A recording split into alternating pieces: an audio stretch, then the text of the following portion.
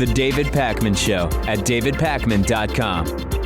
I'd like to talk about something that I swear I could have invented, because I was ahead of the curve on this one. I'll have you know. It's called POMO. POMO, acronym, stands for the pleasure of missing out. And there was a poll here that found that 71% of people admit to making excuses to get out of attending social gatherings at least some of the time. And this is in contrast to FOMO, the fear of missing out. Yes, stark contrast to FOMO. FOMO is just,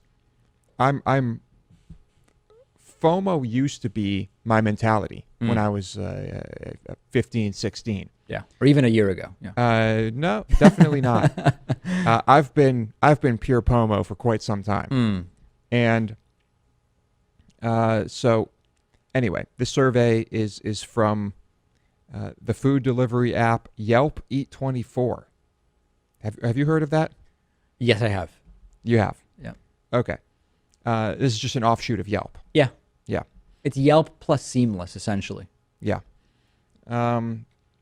And so anyway, they polled 2,000 adults age 18 to 54. Nearly 16% of women and 18.5% of men admit worrying that they are missing out on the fun others are having. However, 55% of people make excuses to get out of attending social gatherings some of the time, and more than 16% do it often. Although 55% of those surveyed say they opt out of social events because they just don't feel like being around other people, 49% just didn't want to spend the money. I assume many people, it's the idea of experiencing FOMO versus POMO.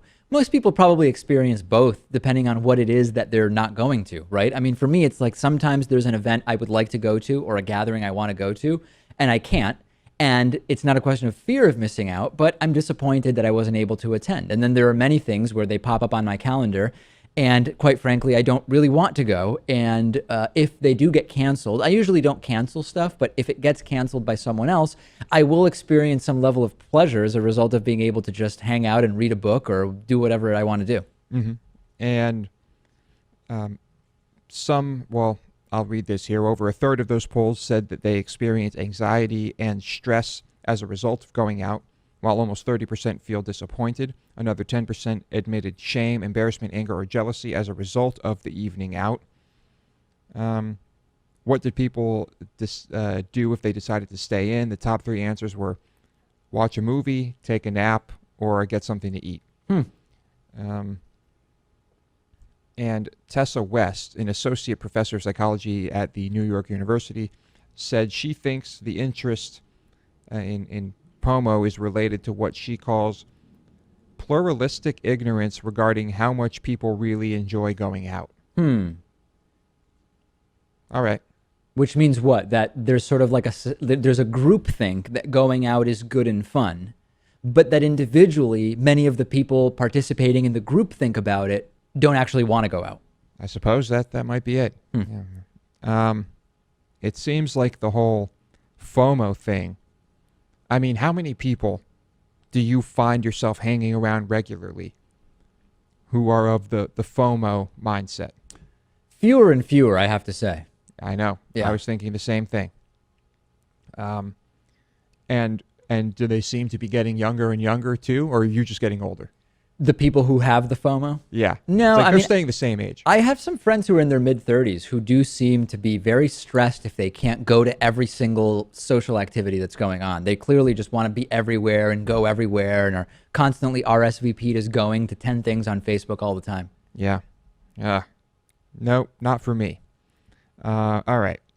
So the shooting of Alton Sterling, this is the one that went viral where it seemed to be an execution. He had a gun. Was he going for the gun? What was going on? Anyway, we covered it extensively. The man who filmed it and released it was almost immediately arrested. Now, less than 24 hours on charges of, quote, assault and battery. Of course. And, of course, he is claiming that this is police retaliation. Now, it seems that it was. And I'll get into some of the details here. He said, I wanted everybody to see this video. I wanted it to go viral. The police were already saying their body cams fell off, and I wanted to show that this was happening. The very next day, while trying to get through a security checkpoint to go to his job as an aerospace ground equipment technician at Dobbins Air Reserve Base, Chris Leday, as his name, was surrounded and detained by 10 military police officers, some of whom carried M16s. The military officers allegedly told him that he was wanted for assault and battery before hauling him off to a back room, handcuffed, legs shackled, then taken to county jail. When he arrived, the warrant for his arrest mentioned nothing about assault or battery. Right. Instead, quote, it was just over some traffic tickets from a couple of years ago. They said my license was suspended. He spent 26 hours in jail, released after paying $1,200 in traffic fines. He admitted to not paying the tickets and allowing his license to be suspended. He didn't have the money at the time, says he no longer drives anyway. He says, I take the Uber to work every day. He said, even one of the cops on the base sees me getting dropped off for work.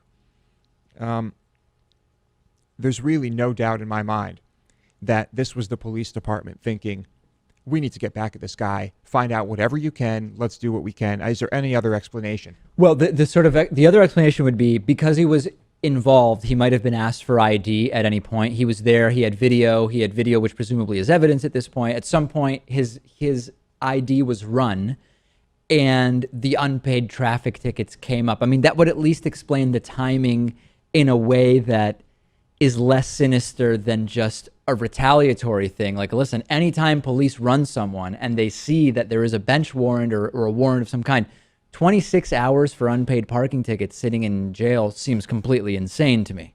Yeah. I mean, name someone else who, for $1,200 in fines, you've heard of this happening to. It has happened. That's the crazy thing. But I don't believe it should. But it's usually when the police want to get you for something and they find out that this is all they can do to you. And I guarantee you that's what happened. I mean, this guy made life a lot more difficult for that police department.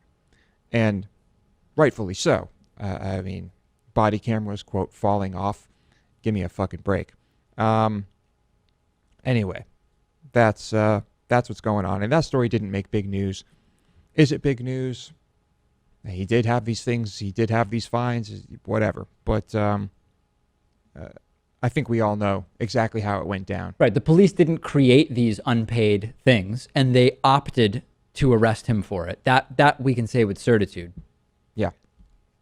But why didn't they just show up to the base themselves instead of kind of calling ahead and claiming that there were charges where there was no assault and battery? I mean, that was made up. Disturbing. That's the one thing that makes it pretty clear what was happening. Yeah.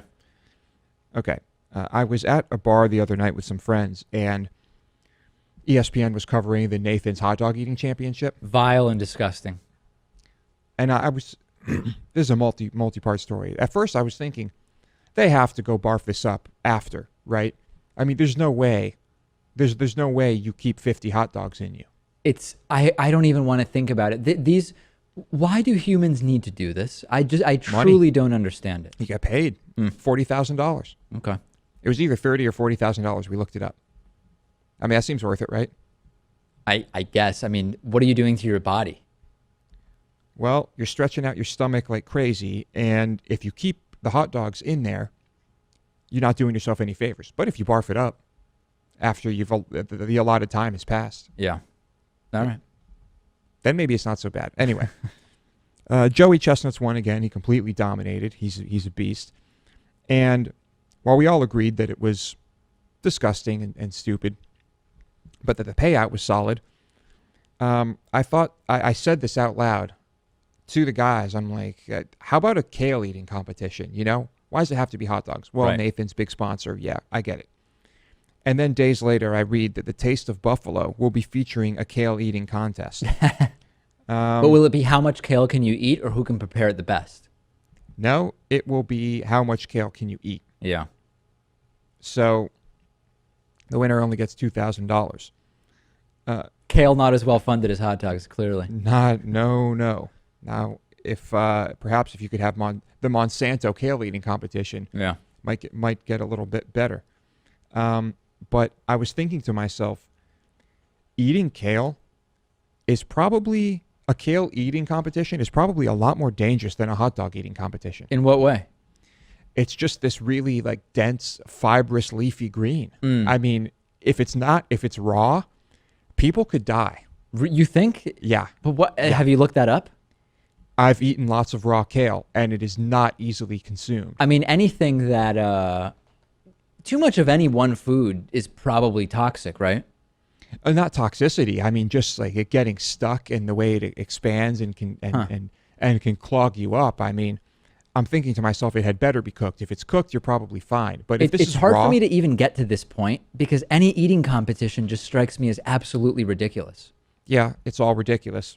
I'm telling you though, mark my words. If this stuff is raw, shit could go down. Shit Okay. could get real. All right. In Buffalo. Tell me if you agree with me that a leafy green eating competition is not a good idea. I don't Anyway. even want to think about it. Hopefully someone in the audience does and will write to you because for me, I don't know why eating contests I find to just be disgusting in every way. How much can you eat? I mean, it's ridiculous. It is not. Look at the way these people look after all those hot dogs. I mean, they're like grimacing and wincing, and they look like death. It's yeah. And I can't remember the last time I had a hot dog. Anyway, I will not eat a hot dog. Those are disgusting things. Wow. Even like the 100% beef kosher ones. If I have a hot dog, those are okay. Still, the scrapings from the slaughterhouse floor. It just happens to be all beef and kosher. They're not from the floor. I mean, that's ridiculous. Of course it is. Well, you think they're chopping up sirloins and making hot dogs? But this implies that, like, when you say from the floor, people might get a visual image that there's people standing on the sides of the conveyor belt and the meat that has gotten underneath their boots is being swept up into hot dogs. I mean, that's ridiculous. You think that's ridiculous? Yeah. Okay. I don't think that's ridiculous. All I mean, right. that's and parts of the animal that,